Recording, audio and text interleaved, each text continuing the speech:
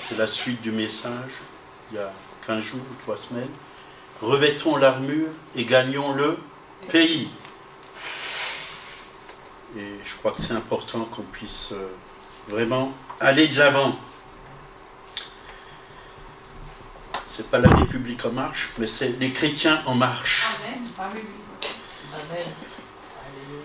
On veut marcher pour aller dans la terre promise. Et c'est au travers de la croix qu'on peut rentrer dans la terre promise. Prendre toutes ces promesses que Dieu nous a faites. Parce qu'il a tout accompli.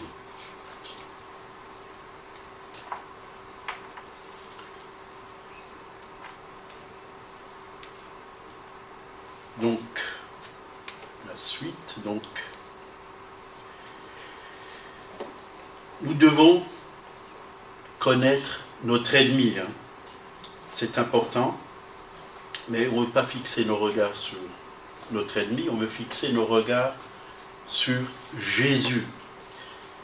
Et je crois que c'est lui qu'il faut connaître avant tout.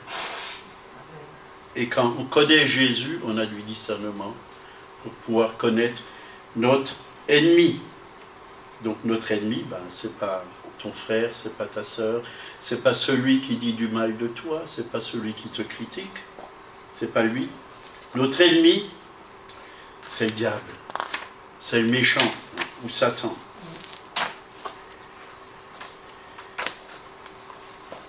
Donc nous devons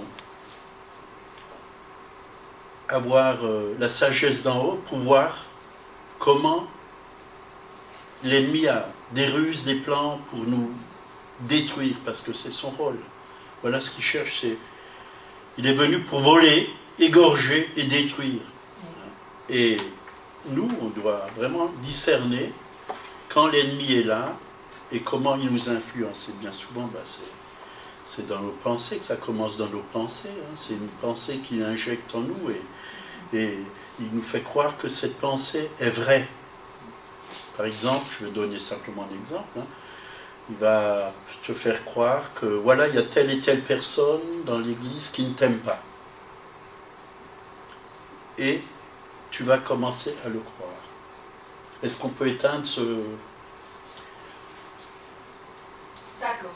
Ça fait du bruit. Je voulais te mettre les paroles. Hein? Non, tu n'as pas besoin.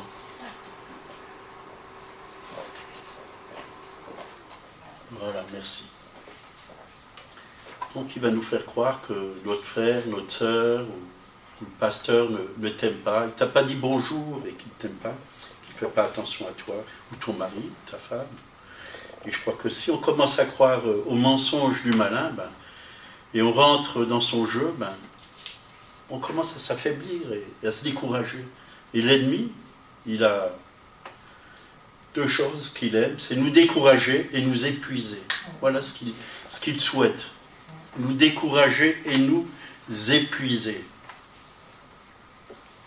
Et c'est important de savoir comment il agit. Donc lorsque Josué a commencé la conquête de la terre promise,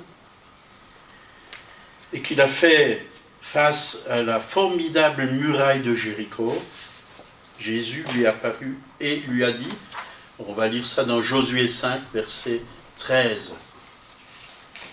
Comme Josué était près de Jéricho, il leva les yeux et regarda. Voici un homme se tenait debout devant lui, son épée nue dans la main. Il alla vers lui et lui dit, « Es-tu des nôtres ou de nos ennemis ?» Il répondit, « Non, mais je suis le chef de l'armée de l'Éternel. J'arrive maintenant. » Le chef de l'armée de l'Éternel, c'est Jésus. Il arrive maintenant. Vous voyez, Jésus vient toujours au bon moment. Il vient toujours au bon moment. Mais il faut savoir le reconnaître. Il est là. Il est là. L'ennemi aussi, il vient. Il vient pour nous décourager. Il vient quand on commence à avoir de mauvaises pensées. D'ailleurs, c'est lui qui les injecte en nous. Il vient pour nous décourager. Mais Jésus vient toujours pour nous encourager, pour nous bénir, pour nous délivrer. pour nous guérir. Donc j'arrive maintenant, Josué tomba le visage contre terre, se prosterna et lui dit, qu'est-ce que mon Seigneur a dit à son serviteur? Très important que nous puissions écouter ce que le Seigneur nous dit. Le Saint-Esprit parle. Le Saint-Esprit est Seigneur et il nous parle encore aujourd'hui. Qu'est-ce que mon serviteur dit à son serviteur? Le chef de l'armée de l'Éternel dit à Josué, ôte tes souliers de tes pieds, car le lieu sur lequel tu te tiens est saint. Et Josué fit ainsi. Puis Jésus lui a donné des instructions sur la façon de prendre cette ville qui était fortifiée. Donc là on le voit dans Josué 6, versets 1 à 5. Jéricho était fermé et barricadé devant les enfants d'Israël. Personne ne sortait et personne n'entrait. L'Éternel dit à Josué, vois, je te livre entre tes mains Jéricho et son roi, ses vaillants soldats. Faites le tour de la ville, vous tous, les hommes de guerre. Faites une fois le tour de la ville, tu feras ainsi pendant 6 jours. Vous voyez, parfois le Seigneur il nous demande de faire des choses qui sont un peu bizarres à nos yeux, mais pas à ses yeux. Mais lui, il sait pourquoi. 7 sacrificateurs porteront devant l'arche 7 trompettes retentissantes. Le 7e jour, vous ferez 7 fois le tour de la ville et les sacrificateurs sonneront des trompettes. Quand ils sonneront de la corne retentissante, quand vous entendrez le son de la trompette, tout le peuple poussera de grands cris. Alors la muraille de la ville s'écroulera et le peuple montera chacun devant soi. Formidable. Ça, c'était une promesse du Seigneur. Et seulement, c'est bien d'avoir des promesses de Dieu, et il y en a plein la parole, mais il faut rentrer dans les promesses. Il faut que nous puissions obéir à la parole de Dieu, pour que vraiment la chose puisse s'accomplir. Quand Josué a fait tout ce que Jésus lui avait ordonné, la muraille est tombée et la ville a été conquise par Israël. Donc Jésus est aussi notre capitaine. Il sait comment remporter la victoire sur tous les démons parce qu'il les a vaincus à la croix. Amen. Amen.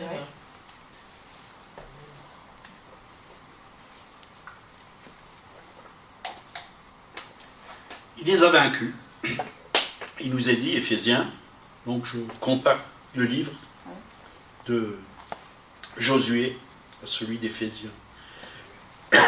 Éphésiens 1, 19 à 23.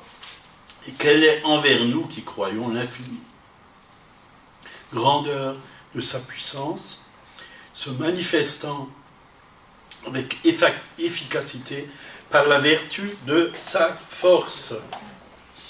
Il l'a déployé en Christ, en le ressuscitant des morts et en le faisant asseoir à sa droite dans les lieux célestes.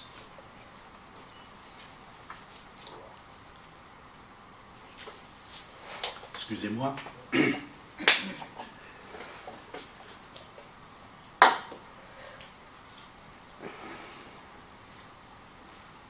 Au-dessus de toute autorité, de toute puissance, de toute dignité, de tout nom qui se peut nommer, non seulement dans le siècle présent, mais encore dans le siècle à venir. Il a tout mis sous ses pieds et il a donné pour chef suprême à l'Église ce qui est son corps, la plénitude de celui qui remplit tout en tous. Amen. Amen. Il faut que le pain que j'ai mangé puisse descendre. Amen. J'ai pris un gros bout et ça m'est resté un peu coincé. Voilà. Jésus est au-dessus de tout. Il règne. Il règne sur nos ennemis. Il règne sur les démons. Il règne sur la maladie. Il règne sur le monde. Il règne partout, même sur nos pensées, sur nos corps, sur nos âmes. Jésus règne et il nous remplit. Mais les pieds, c'est nous. Lui, il est la tête, les pieds, c'est l'Église. C'est l'Église, hein, le temple de Dieu. C'est maintenant, au travers de l'Église, que Jésus se manifeste sur la terre. Les actes, hein, du Saint-Esprit, hein. Il y en a qui les ont appelés les actes des apôtres, mais c'est plutôt les actes du Seigneur. Ils sont faits au travers des hommes. Dieu nous envoie maintenant. C'est nous le corps de Christ, c'est nous qui bénissons, c'est nous qui chassons les démons, c'est nous qui guérissons les malades, c'est nous qui purifions les lépreux, c'est nous qui chassons les démons, c'est nous qui ressuscitons les morts. C'est nous qui apportons la bonne nouvelle. Amen. C'est Jésus qui faisait toutes ces choses. Mais depuis qu'il a envoyé le Saint-Esprit, il nous envoie, chacun, chacune. Si vous lisez les actes, ben, il s'est passé de grandes choses parce qu'ils ont vraiment réalisé que c'est Jésus qui vivait en eux et que c'est Jésus qui se manifestait au travers d'eux. Et nous voulons être ce canal de Dieu pour ce monde. Et le monde en a vraiment besoin aujourd'hui. Comme il en avait besoin, bien sûr, quand Jésus était là. Il a tout mis sous ses pieds. Donc tout est sous nos pieds. Puisque l'Église, c'est les pieds. Donc, il nous a mis avec lui au-dessus de tout. Nous sommes assis avec Christ dans les lieux célestes. Au-dessus de tout. Et Jésus, c'est la plus haute autorité. La plus grande des puissances. Et nous devons laisser couler cette puissance au travers de nous. Nous avons son autorité, nous avons sa puissance. Nous devons vraiment faire que cette puissance se manifeste au travers de notre vie. Et j'avais bien aimé le témoignage de Yong Ki-cho, puisque ça me vient juste dans l'esprit, là. Il devait construire une église très grande, et ça coûtait très cher, et il n'avait pas les moyens. Puis il est allé à la banque, et arrivé à la banque, il a vu une foule de monde, une queue, très grande queue, et quand il est arrivé derrière, il y avait quelqu'un à l'accueil qui disait « Bonjour, bienvenue, vous êtes qui ?» « Ben, je viens de la part de la plus grande autorité. » Alors la personne, elle s'est dit « Ah bon, vous venez de la part de la plus grande autorité. Ben, vous allez dépasser tous ces gens et vous allez venir dans le bureau. » Il croyait que c'était le gouvernement qui l'avait invité, quoi, à venir à la banque. Non, mais c'était Dieu qui l'avait invité à venir à la banque, quoi. Il rentre dans la banque et voilà, il lui fallait une très très grande somme pour construire ce bâtiment. Et il dit au banquier, ben voilà, je m'appelle Paul Yong Ki-cho et je veux construire une grande église et j'ai besoin de beaucoup d'argent, quoi. Et il a dit au banquier, ben, regardez vraiment qui je suis et vous verrez, j'ai tant et tant de membres, des milliers de membres dans mon église et je vais leur demander à chacun d'ouvrir un compte dans votre banque. Et tout de suite, il a dit, ben, il n'y a pas de problème, je vais faire un prêt. Je vais vous faire un prêt. Et il a eu le prêt, il est ressorti avec son prêt. Vous voyez, quand on obéit, Dieu, il fait mieux que nous. Mais quand on veut faire par la chair, ça ne marche pas. Mais quand on laisse le Saint-Esprit nous diriger, ça marche. Ça marche. Dieu sait ce qu'il fait. Et il fait les choses beaucoup mieux que nous. Amen. Amen. Donc Paul déclare que Jésus a vaincu la mort, qu'il est ressuscité, qu'il s'est assis à la droite de Dieu, au-dessus de tout, de toutes les puissances. Tous ses ennemis sont sous ses pieds et l'Église est son corps. Il est la tête, Jésus est la tête, nous sommes les pieds de Jésus sur cette terre. Nous sommes assis avec lui, vainqueurs en lui, sur toute chose. Donc Jésus a donné la clé à Josué pour prendre Jéricho. Pour chaque promesse que Dieu nous donne, il y a une clé qui ouvre la porte pour la solution d'obtenir la bénédiction. Nous devons écouter le Saint-Esprit parce que le Saint-Esprit nous donne des clés. Des clés. Et bien souvent, il y a des problèmes, on ne sait pas comment les résoudre. Et même, humainement, on ne peut pas les résoudre. Combien de fois je me suis retrouvé devant des problèmes, dit Seigneur, ben là, je suis cuit. Cuit. Mais quand je me suis tourné vers lui, je savais que Dieu avait des réponses, des solutions. Et il a donné les réponses, il a donné les solutions, il a ouvert les portes, il a donné la clé. La clé. Et Dieu a des clés pour chacun d'entre nous. Des clés pour vos familles, des clés pour vos enfants, des clés pour votre mari, des clés pour cette église, des clés pour la croissance, des clés pour prendre cette ville. On ne va pas la prendre toute seule, hein, il y a d'autres assemblées. Mais des clés. C'est sa volonté que cette ville soit reprise à l'ennemi. Parce qu'elle ne lui appartient pas. La terre et tout ce qu'elle renferme appartient au Seigneur. Tout lui appartient.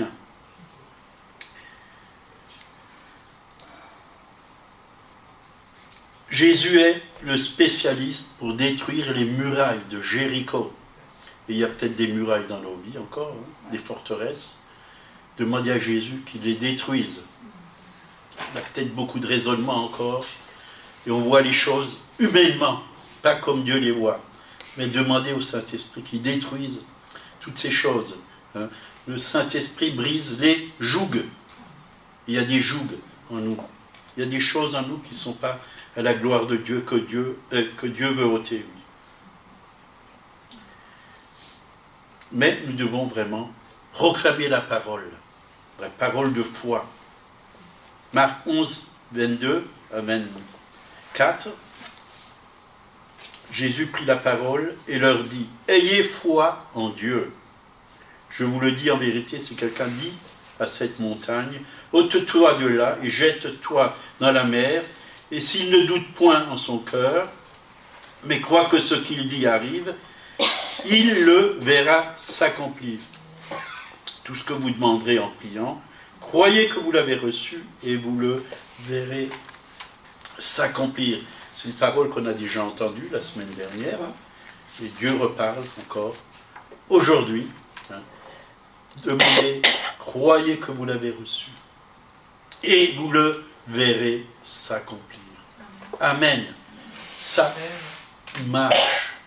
Je l'ai expérimenté beaucoup de fois. Vous le verrez s'accomplir. Et il faut prendre par la foi. Amen. Et bien souvent, je demande des choses au Seigneur. Et je dis merci Seigneur. Je te l'ai demandé, c'est fait. Je l'ai eu. Je le prends. Amen. Et je ne reviens plus là-dessus. Je ne reviens plus là-dessus. Je ne reviens pas pour raisonner, pour penser d'autres choses. Parce que Dieu l'a dit. Et ce que Dieu dit, sa main l'accomplit. Éphésiens 6, verset 13, c'est pourquoi prenez toutes les armes de Dieu afin de pouvoir résister dans le mauvais jour et tenir ferme après avoir tout surmonté. Prenez toutes les armes de Dieu, c'est comme un ordre militaire auquel nous devons obéir immédiatement et continuellement. Nous devons revêtir les armes de Dieu et ne plus jamais envisager de les enlever. C'est à nous de le faire. Dieu ne va pas le faire à notre place.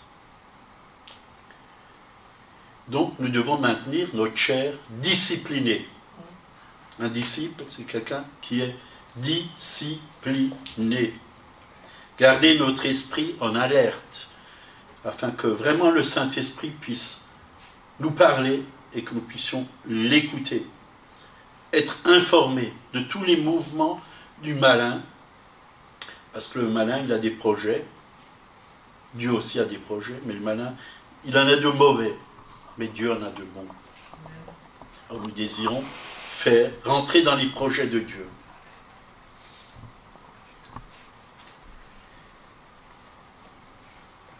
Donc nous devons persévérer dans l'esprit. Et quand on persévère dans l'esprit, on a cette armure en nous. On est revêtu. Et on peut vraiment résister dans le mauvais jour. Ça ne veut pas dire maintenant que tous les jours seront mauvais. Non. Tous les jours ne seront pas mauvais. Il y aura des jours où il y aura des combats, des batailles à remporter. Mais Dieu est avec nous. Mais il y aura aussi des jours de paix, de joie, de bénédiction, de réjouissance. C'est ça, la vie chrétienne. Mais quand il faut combattre, alors combattons. Quand il faut se reposer, reposons-nous. Important de faire ce que Dieu nous demande de faire. Donc Dieu est illimité. Il n'a pas de limite. Mais le diable, il a des limites. Il ne peut pas aller au-delà de ce que Dieu veut qu'il aille. Dieu ne permettra pas qu'on soit tenté au-delà de nos forces, dit la parole de Dieu. Donc, Jésus lui-même, quand le diable est venu, il lui a résisté. Il lui a résisté. Il a pris la parole et il lui a dit, il est écrit. Voilà.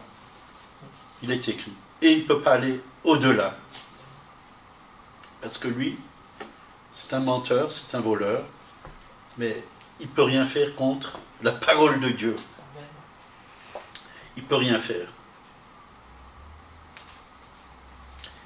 Et ça, c'est vraiment dans Matthieu 4, verset 11, quand Jésus était dans le désert, que Satan l'a tenté, il a résisté au diable avec la parole de Dieu, jusqu'à ce que le diable n'en puisse plus.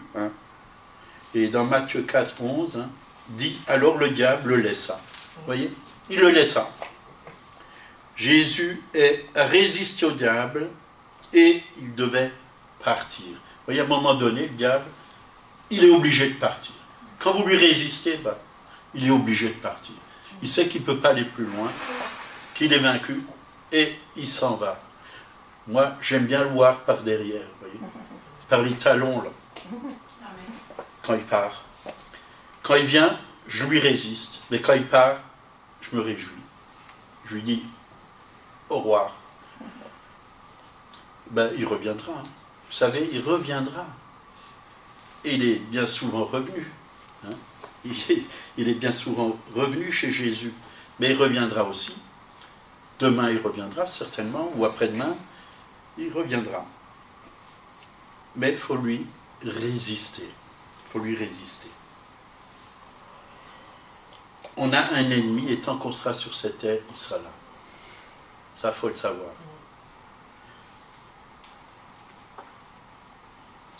Donc, nous devons prendre possession des promesses de Dieu. Dieu nous les a données, mais c'est comme un cadeau. Quand vous recevez un cadeau, vous avez votre anniversaire, par exemple, vous recevez un cadeau, qu'est-ce qu'il faut faire? Vous n'allez pas prendre la boîte, où il y a le cadeau à l'intérieur, et ranger dans un tiroir. Non, vous allez... il y a souvent des beaux nœuds, là. Vous allez ouvrir la boîte, et prendre ce qu'il y a à l'intérieur. Et profiter de ce cadeau. Profiter de ce cadeau. Et se réjouir. C'est ça, les promesses de Dieu. Il faut les prendre. Il ne faut pas simplement les regarder, les contempler, et dire, oh, c'est des belles promesses. Non, c'est pour nous. C'est pour nous. Dans les promesses de Dieu, il y a de la vie. Il y a de la force. Il y a de la guérison. Il y a de la bénédiction. Il y a tout ce dont nous avons besoin pour vivre ici-bas. Et vivre victorieusement. Et la Bible nous dit dans Galates 6, verset 9, « Ne nous lassons pas de faire le bien, car nous moissonnerons au temps convenable si nous ne nous relâchons point. » Oui. Souvent, Dieu nous a fait des promesses, Dieu nous a donné des bénédictions, mais on a laissé ces bénédictions de côté et on est resté là un peu paralysé par toutes nos souffrances, notre fatigue, et on a regardé plus à la fatigue, hein, et on a abandonné, juste au dernier moment. Vous voyez, je vais vous raconter une petite histoire. Il y a quelqu'un qui avait un grand terrain, et il y avait de l'or dans ce terrain, et il a exploité ce terrain, il a trouvé plein de pépites d'or, puis à un moment donné, il s'est dit, bon ben, il a creusé partout, et il s'est dit, bon ben, il n'y a plus rien. Il n'y a plus rien, ben, je vais vendre ce terrain. Quelqu'un l'a acheté, puis il a continué à creuser, puis il y avait de nouveau des pépites et des pépites et des pépites.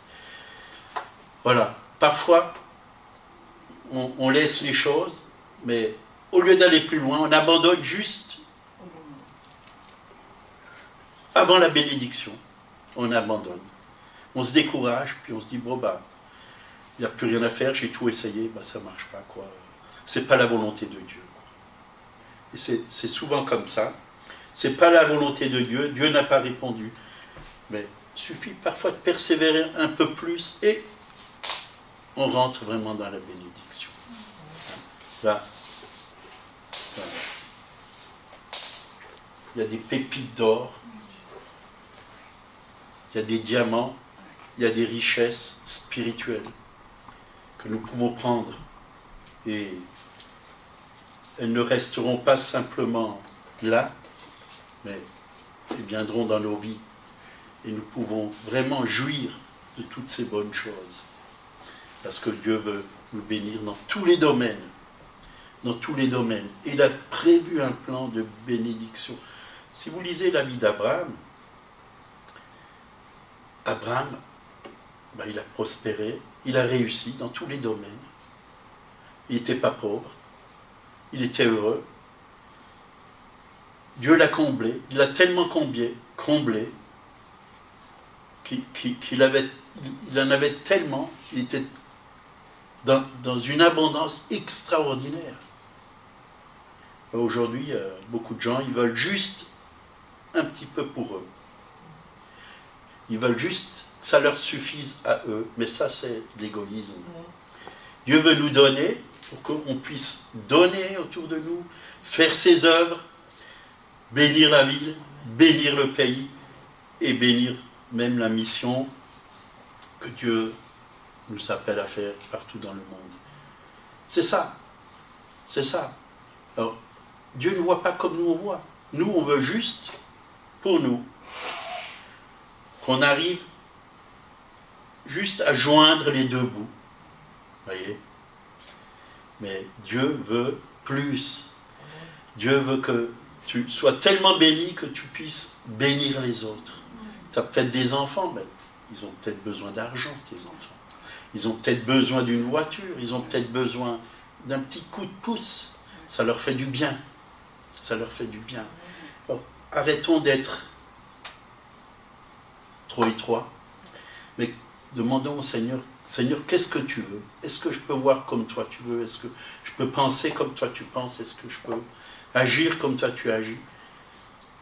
Oui, oui, Dieu veut. Dieu veut qu'on soit béni dans tous les domaines. Dieu veut nous faire réussir dans tous les domaines. C'est alors que tu réussiras, encore dans le livre de Josué, on l'a déjà vu la dernière fois, dans toutes tes entreprises. Dans toutes tes entreprises. C'est ce que Dieu veut.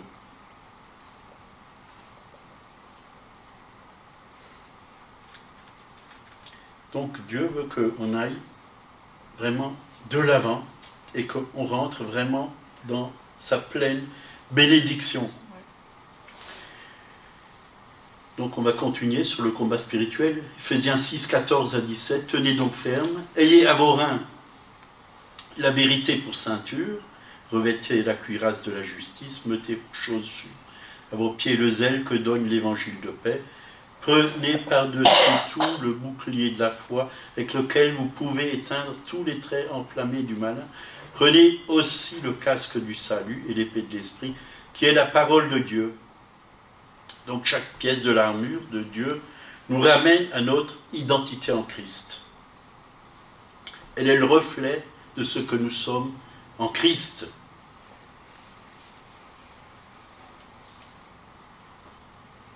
Donc, on va commencer par la vérité pour ceinture. Ayez à vos reins la vérité pour ceinture. Qui est la vérité? Jésus. Revêtez la cuirasse de la justice. Qui est notre justice? Jésus. Qui est celui qui nous établit dans l'évangile de paix? Jésus. Prenez par-dessus tout le bouclier de la foi. Qui est l'auteur et le consommateur de notre foi? Jésus. Prenez aussi le casque du salut qui est notre Sauveur, Jésus-Christ. Vous voyez, toutes ces armes, en fin de compte, c'est Jésus. On revêt Jésus, c'est ça notre identité. Revêtir Christ. L'épée de l'Esprit qui est la parole de Dieu. Qui est la parole incarnée? Jésus. Donc toutes les armes de notre combat se trouvent en Jésus. C'est pourquoi il est important d'être en Jésus, de rester en Jésus.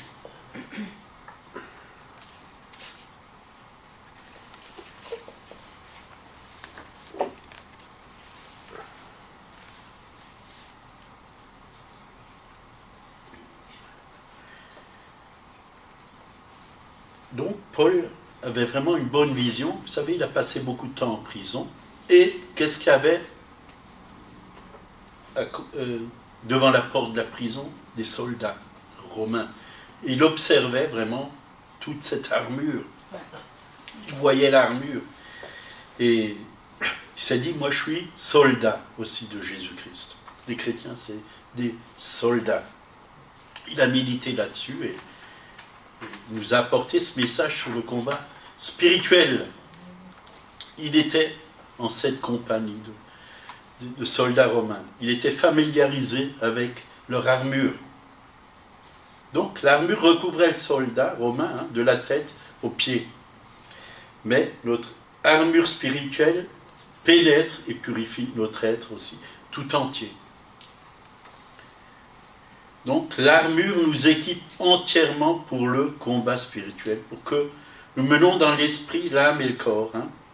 Avec ces armes, on peut gagner déjà pour nous-mêmes, dans notre propre vie, pour notre esprit, pour notre âme, pour notre corps. On peut se défendre, que l'ennemi n'ait aucune emprise sur nous, mais qu'on soit libre et victorieux, mais aussi on peut remporter des victoires pour ceux qui sont autour de nous. On peut remporter. Donc on va commencer. La vérité pour ceinture, Éphésiens 6, 14. Tenez donc ferme, ayez à vos reins la vérité pour ceinture. La vérité. Donc, c'est Jésus. Important que notre vie reflète le Seigneur Jésus. La ceinture.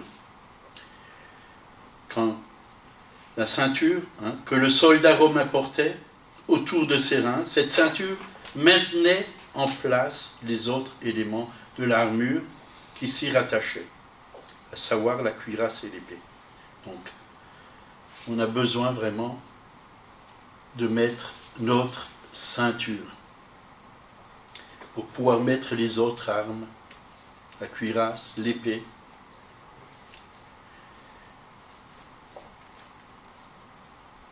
Donc, on ne peut rien accomplir dans le royaume de Dieu si nos vies ne sont pas basées sur la vérité, la ceinture. Si nos vies ne sont pas basées sur la vérité, on ne peut rien faire. Jésus est la vérité. L'ennemi, c'est le menteur, dès le commencement. Et ça paye toujours de dire la vérité. La vérité régnera. La vérité régnera. Et elle règne. L'honnêteté, c'est important que nous puissions être honnêtes. La Bible nous encourage à ne pas mentir, mais être droit, à être honnête.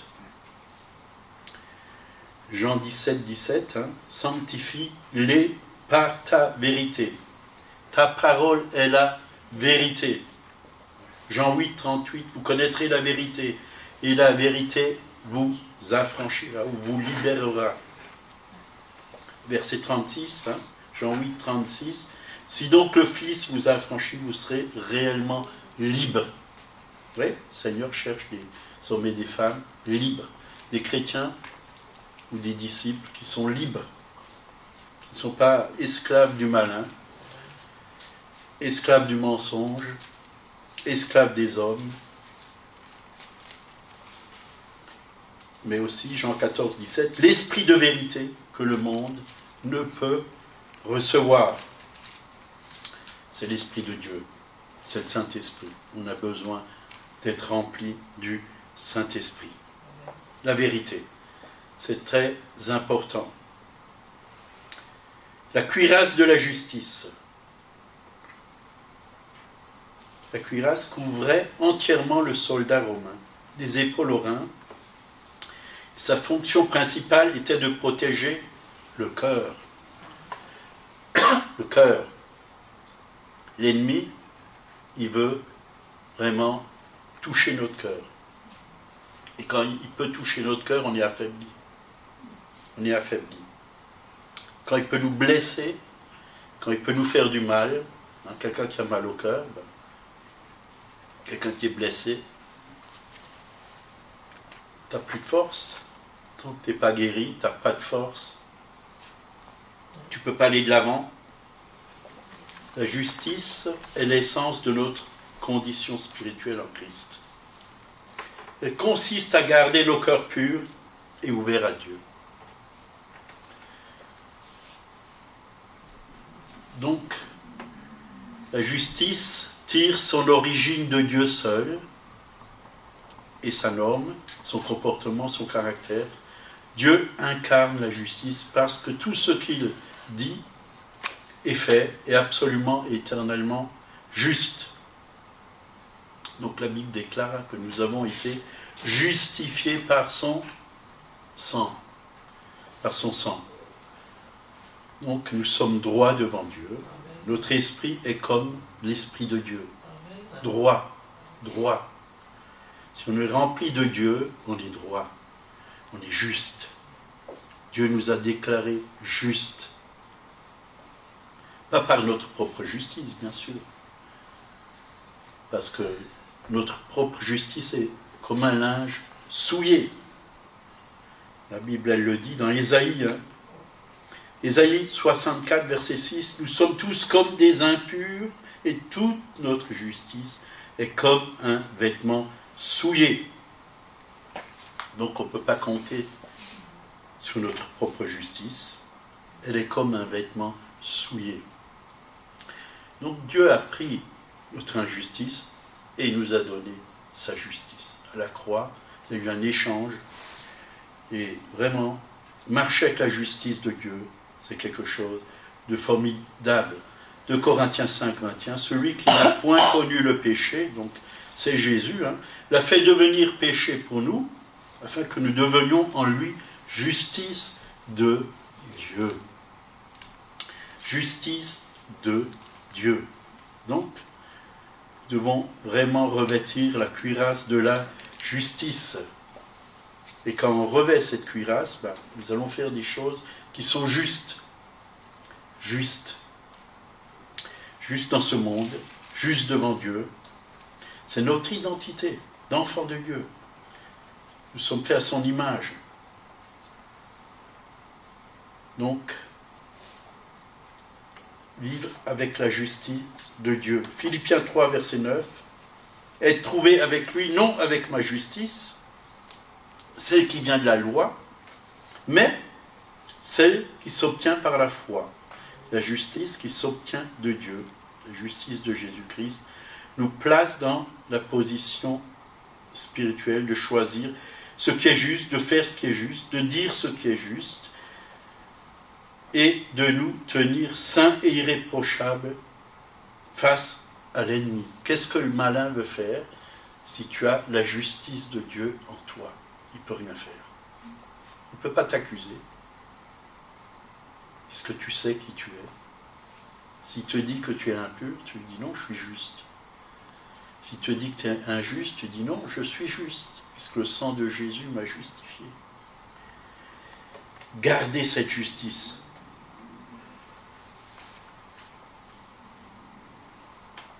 Donc l'ennemi est obligé de fuir. Donc l'évangile de paix, Éphésiens 6,15, mettez pour chaussure à vos pieds le zèle que donne l'évangile de paix. Donc on a besoin vraiment des chaussures, de les mettre. Les pieds donnent, nos pieds donnent l'équilibre à notre corps.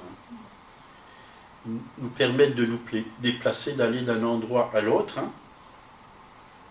S'ils sont blessés, le corps est affecté. C'est difficile de marcher quand on a des pieds malades ou blessés. Ou si on boite, on a besoin vraiment des chaussures. Des chaussures. De bonnes chaussures. Par exemple, si vous voulez faire une escalade, aller en montagne, où il y a des cailloux, c'est bon d'avoir des chaussures. Les chaussures, ça nous protège. Des cailloux, des blessures. Important de protéger nos pieds. C'est vital. De bonnes chaussures. Investir dans de bonnes chaussures. Ça a toujours été ma façon de voir les choses. Il vaut mieux acheter une bonne paire de chaussures qu'en acheter une qui n'est pas de qualité et qu'il faut changer très vite. Parce qu'une bonne paire de chaussures, ça va vous durer bien plus longtemps. Elles servent à nous protéger. Pour le soldat, avoir de bonnes chaussures adéquates est une question de vie et de mort, de victoire ou de défaite. C'est très important. Donc, il portait des chaussures spéciales. Ça s'appelle la Kaliga. C'était une chaussure solide, avec une semelle garnie de clous qui transperçait le sol et procurait une grande stabilité. Les clous s'enfonçaient comme ça dans la terre et il était stable. Dans le combat, il ne glissait pas. Si vous avez des chaussures glissantes, vous n'êtes pas stable. Donc, il n'était pas pieds nus. Quand on va au combat, on ne peut pas y aller pieds nus. Il faut s'équiper. Donc, c'est le solide fondement de l'Évangile. C'est que nous marchons en paix. Romains 5, verset 1 nous dit que nous avons la paix avec Dieu par notre Seigneur Jésus-Christ. Éphésiens 2, 14. Nous avons la paix entre juifs et gentils, entre les races, entre les différentes classes sociales et économiques, entre les hommes et les femmes. La paix. Galates 5, 22, fruit de l'esprit, c'est la paix, qui nous est donnée par le Saint-Esprit. Éphésiens 4, 3, ça c'est pour le corps de Christ. Nous sommes un corps uni par le lien de la paix. La paix, c'est très important. Que nous puissions rien avoir envers nos frères et sœurs. Que vraiment la communion, l'amour et toutes ces choses puissent être manifestées. Qu'il y ait du partage, qu'il y ait vraiment de la lumière entre nous. Hébreux 12, 13 et 14. Recherchez la paix avec tous et la sanctification, sans laquelle personne ne verra le Seigneur. Philippiens 4, 7. Et la paix de Dieu qui surpasse toute intelligence gardera vos cœurs et vos pensées en Jésus-Christ. Et j'aime bien ce mot, surpasse toute, la paix de Dieu, surpasse toute intelligence. Vous avez beau être intelligent, mais si vous n'avez pas la paix de Dieu, ça ne vous sert à rien. Toute votre belle intelligence, si vous êtes troublé, si vous n'êtes pas bien au fond de vous-même, si vous êtes inquiet, si vous êtes angoissé, ça ne sert à rien. Tu as beau avoir fait toutes les études, tu as beau vouloir gagner le monde, ça ne sert à rien. Quand tu es en paix, tu es bien dans ta peau. Et Dieu cherche des hommes et des femmes qui sont bien dans leur peau. Et on est bien dans notre peau quand Dieu habite en nous. C'est important. Chaussures, toujours. Luc 10, 19. Voici, je vous ai donné le pouvoir de marcher sur les serpents et les scorpions et sur toute la puissance de l'ennemi, et rien ne pourra vous nuire. Voyez, si vous marchez sur les serpents et les scorpions, pieds nus, vous risquez de vous faire piquer. Mais s'il pique les chaussures, c'est pas grave. C'est lui qui se fait mal. Mais aussi avec vos chaussures, vous pouvez lui marcher dessus. Parce que les chaussures sont solides et vous pouvez écraser l'ennemi et ses œuvres. Donc, marchez dans la paix. Et ça me fait penser à Pierre, quand Jésus lui a dit, dans Matthieu 14, verset 28, si c'est toi, ordonne que j'aille vers toi sur les eaux. Et il dit, viens. Pierre est sorti de la barque et il a marché sur les eaux. Mais en fin de compte, il a marché sur la parole de Dieu.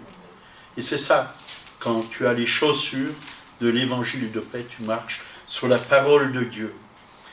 C'est la parole de Dieu qu'il a gardée sur l'eau, parce qu'il a écouté la parole de Dieu. Jésus lui a dit, viens, viens. Et c'est important.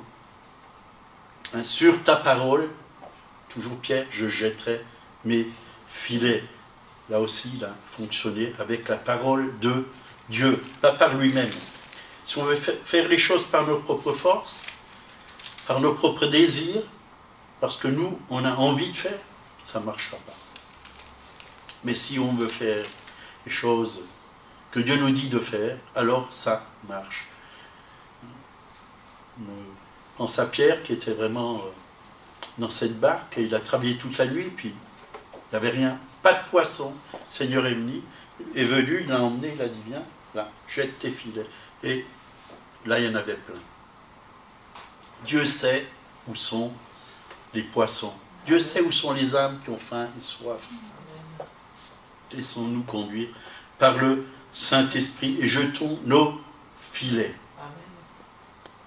Éphésiens 6, le bouclier de la foi, 6, 16. Prenez par-dessus tout cela le bouclier de la foi avec lequel vous pouvez éteindre tous les traits enflammés du malin.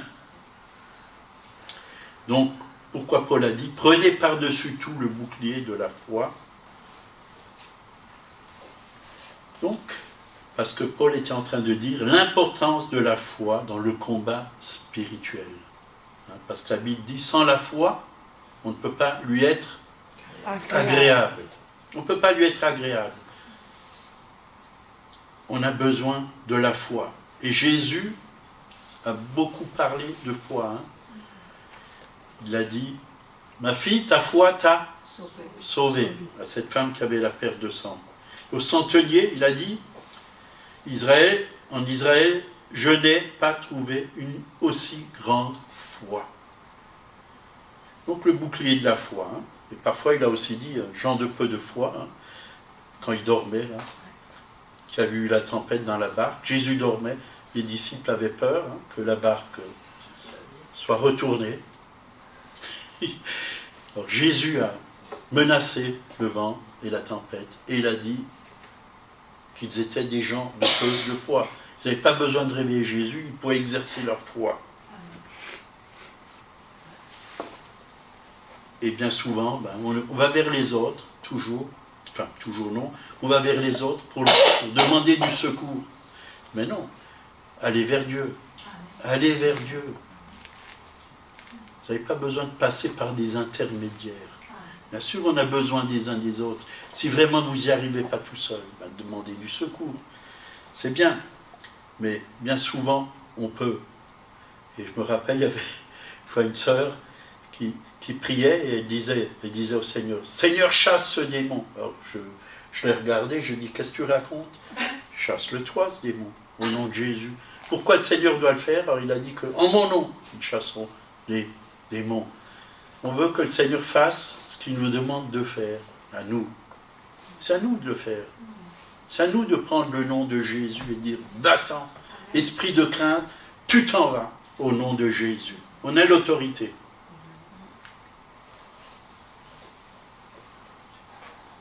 Donc le bouclier, si vous voyez aujourd'hui les CRS là, qui combattent dans les rues contre les gilets jaunes, ils ont des grands boucliers. Mais le bouclier du soldat romain, il est aussi grand que la porte. Là, ils avaient de très grands boucliers. Et, c'est vrai, les traits enflammés du malin. Ça arrêtait les traits enflammés du malin. Et c'est vrai que ces boucliers étaient faits avec du bronze et recouverts de cuivre. Il les mouillait. Il mouillait le cuivre. Quand les traits enflammés du malin venaient sur ces boucliers, ça éteignait les flèches, parce que bien souvent, il mettait du feu aux flèches et il les envoyait. Mais nous avons ce bouclier. Nous devons l'utiliser. Notre foi, c'est vraiment un bouclier qui arrête vraiment les mensonges, les traits enflammés. C'est le poison du diable. C'est les mensonges du diable. C'est la méchanceté, c'est les critiques, c'est tout. Et si on est dans la foi, les flèches ils peuvent venir de partout. Le bouclier, il est là. Si vous avez une foi solide, le bouclier est là. Il n'y a rien qui va vous renverser. Vous allez tenir debout, vous allez tenir ferme. Et même après le combat, vous allez encore ressortir encore plus fort. Plus fort.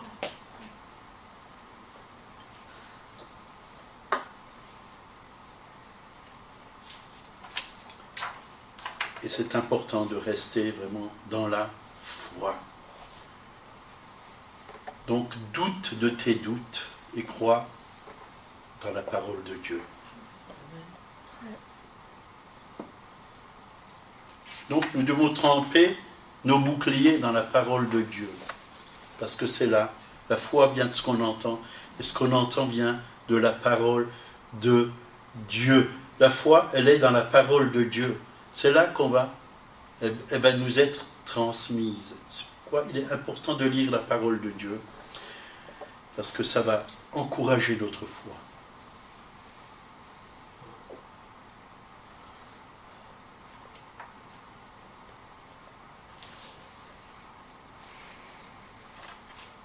L'eau de la parole, ça va éteindre les traits enflammés du malin.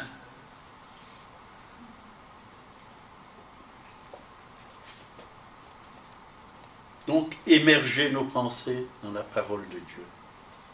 Ça va aussi nous rendre victorieux. La foi dans la parole nous rend inébranlables.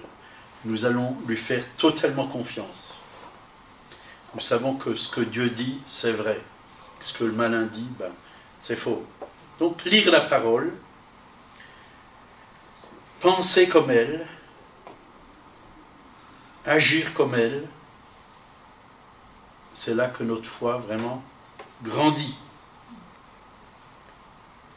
Nous devons être enracinés dans sa parole. Donc tout ce que l'ennemi va mettre sur notre chemin, si on est dans la parole de Dieu, rien ne peut nous arrêter. Nous allons pouvoir vraiment aller de l'avant, rentrer dans le pays promis, gagner du terrain, reprendre à l'ennemi tout ce qu'il nous a volé. Parce que la parole de Dieu, elle est vivante.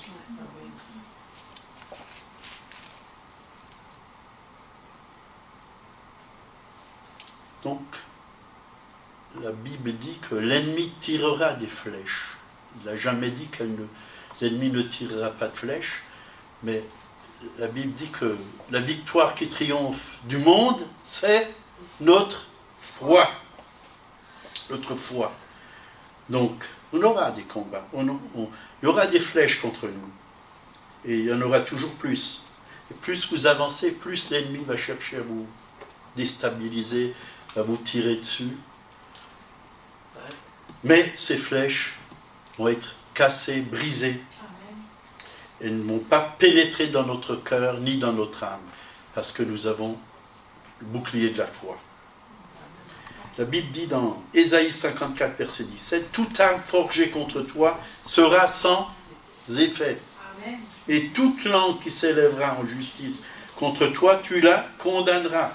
Tel est l'héritage des serviteurs de l'Éternel, tel est le salut qui leur viendra de moi, dit l'Éternel. » Toute arme forgée. Et il va forger des armes contre nous. L'ennemi va en forger.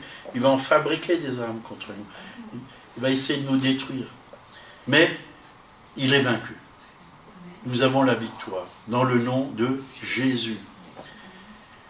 Donc, l'heure tourne, mais on va finir, de toute façon. Le casque du salut et l'épée de l'esprit qui est la parole de Dieu. Éphésiens 6, 17.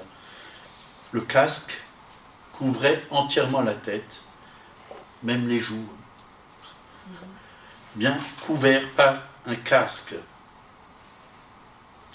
Et à l'intérieur du casque, il y avait c'était pas de la mousse, mais il y avait quelque chose de doux, que quand tu recevais quelque chose, ça te faisait pas mal, ça te protégeait. Le casque nous parle du salut. Et c'est très important d'avoir l'assurance du salut. Est-ce que tu as l'assurance du salut? Est-ce que tu es sûr que si tu meurs aujourd'hui, tu vas au ciel, que tu es sauvé? Le salut en Jésus-Christ. Il y a beaucoup de gens qui ont une belle religion, mais ils n'ont pas l'assurance du salut. Un jour, les témoins de Jéhovah sont venus chez moi, et je leur ai dit, attendez. On dit, on est chrétien ici et ça, quoi. J'ai dit, est-ce que vous avez l'assurance du salut? Ils ont dit, ah non, ça non. On n'a pas, personne ne sait. J'ai dit, si, la Bible, elle le dit, qu'on peut avoir l'assurance du salut. Crois au Seigneur Jésus et tu seras sauvé. Tu seras sauvé. Quiconque invoquera le nom du Seigneur sera sauvé. Sauvé. L'assurance du salut est très important. Donc, c'est une question que nous devons nous poser. Et j'ai rencontré encore la semaine dernière une chrétienne, oui, qui m'a dit, je ne l'ai pas rencontrée, je l'ai eu au téléphone. Elle m'a dit, est-ce que tu crois que je suis sauvé? J'ai dit, si tu as Jésus dans ton cœur, tu es sauvé, même si tu as des faiblesses. Vous voyez, douter de son salut, c'est dur. Dieu veut mettre cette assurance en nous. Moi, je sais que je suis sauvé. Et le salut, il faut le garder. Il faut le garder. Jour après jour, il faut entretenir ce que Dieu nous a donné. Il faut garder ce que Dieu nous a donné. Et là, il nous a dit, cependant, ne vous réjouissez pas de ce que les esprits vous soient soumis, mais réjouissez-vous de ce que vos noms sont inscrits dans les cieux. Vous voyez, c'est ça. Nos noms sont inscrits dans les cieux, c'est-à-dire, on a une place là-haut. On a vraiment un territoire là-haut qui nous est préparé. Du Seigneur. C'est la vie éternelle. Que nos péchés ont été lavés, enlevés. Les péchés ont été éloignés de nous. Notre casier judiciaire a été rendu vierge. On n'a plus à avoir honte ou être culpabilisé en tant que chrétien. Tout ça, Jésus a payé. Nous sommes sauvés. Nous avons la vie éternelle. Il n'y a plus aucune condamnation pour ceux qui sont en Jésus-Christ. L'assurance du salut. L'épée de l'esprit qui est la parole de Dieu, on en a un peu parlé avant. Mais Je vais juste lire un verset dans Hébreux 4, verset 12. « Car la parole de Dieu est vivante, plus efficace, plus tranchante qu'une épée quelconque à 2 tranchants, pénétrante jusqu'à partager âme et esprit, jointure et moelle. Elle juge les sentiments et les pensées du cœur. Elle est vivante. Cela signifie qu'elle a la vie. Elle est efficace et tranchante. L'épée de l'esprit. La parole de Dieu, c'est vraiment une épée qui coupe des deux côtés. Elle tranche ce qui est juste et ce qui n'est pas juste. La parole de Dieu, elle va nous montrer ce qui vient de Dieu et ce qui vient de l'ennemi. Elle va nous montrer. Mais elle va aussi nous transformer. Elle juge, elle juge les sentiments et les pensées du cœur. C'est la parole de Dieu qui nous juge. La parole de Dieu, c'est Dieu lui-même qui nous juge. C'est lui qui nous convainc de péché, de justice et de jugement. Dieu ne nous juge pas pour nous condamner, mais il nous juge pour nous libérer et pour nous sauver. Voilà, son jugement est bon. Son jugement, c'est pour nous remettre sur la bonne voie, pour nous sauver. C'est un Dieu d'amour. C'est-à-dire, Dieu châtie celui qu'il aime. C'est-à-dire, il ne va pas vous frapper. Châtier ne veut pas dire corrige. Dieu nous corrige pour nous ramener sur le bon chemin, le chemin droit. Le chemin, c'est son chemin. C'est là qu'il nous appelle à marcher. Donc, l'épée de l'esprit. Utilisons l'épée de l'esprit. Il est écrit, comme on l'a dit avant. Voilà, on va s'arrêter. Je suis dans les temps. Gloire à Dieu. Merci Seigneur. Merci pour l'épée de l'esprit. Merci pour tous les armes, Seigneur. Oui, il y a encore beaucoup de choses à dire là-dessus, c'est vrai. Mais Seigneur, nous voulons enlever tout ce qui n'est pas de toi. Nous dépouiller, oui. Et nous revêtir de toi, Seigneur. Parce que tu nous appelles à être à ton image, à ta ressemblance. Oui. À être des soldats, Seigneur. Pas des soldats faibles, mais des soldats forts. Que le faible dise, je suis fort. Oui. C'est seulement en nous revêtant de toi, Seigneur, que nous pouvons dire que nous sommes forts, Seigneur. Sans toi, nous ne pouvons rien faire. Nous ne pouvons même pas avancer d'un centimètre. Nous avons besoin de toi. Nous avons besoin de ta force, de ta révélation, de ta parole, de ta sagesse, de toutes tes armes. Nous voulons nous revêtir, Seigneur. Oui, chaque jour et marcher avec ces armes, Seigneur. Oui. Merci, parce que tu as dit que nous sommes plus que vainqueurs par Jésus qui nous a aimés. Oui, tu appelles ton Église à être dans la victoire, dans la foi, dans la justice, dans la vérité, dans la lumière, oui. Oui, dans la foi, oui. Merci Seigneur, oui, d'avoir aux chaussures les pieds que donne l'évangile de paix. Oui. Oui. Merci, enraciné, fondé en toi Seigneur. Oui. Être vraiment protégé par toi, avoir le bouclier Seigneur. Oui. Tu es notre bouclier Seigneur. Tu es notre sagesse. Oui. Tu es notre justice. Tu es notre foi. Oui. Tu es notre victoire. Alléluia. Tu es notre épée aussi, Seigneur. Oui. Parce que tu es la parole de Dieu en nous. Alléluia. Alléluia. Nous voulons utiliser oui, oui, tout ce que tu es, Seigneur. Nous voulons le refléter, le manifester au travers de nos vies, Seigneur. Parce que tu vis en nous, tu habites en nous. Merci de tout manifester encore dans ce monde. Oui. Que beaucoup puissent te rencontrer, te connaître. Et que tout ce qui n'est pas de toi soit déposé, Seigneur, au pied de la croix, parce que tu as payé pour cela, Seigneur. Oui. Tu veux qu'on marche en nouveauté de vie. Tu veux qu'on marche dans la lumière. Oui. Revêtu d'une robe blanche, comme nous l'avons chanté à la Sainte Seine. Merci, Seigneur. Merci, Seigneur. Nous voulons vraiment nous débarrasser de tout ce qui n'est pas de toi. Oui. Et nous revêtir de vêtements de justice. Alléluia. D'amour, oui, de compassion, de bonté, nous revêtir. Merci Seigneur. Gloire te soit rendue. Au nom de Jésus. Amen. Amen. Amen. Voilà, que Dieu vous bénisse. Mhm.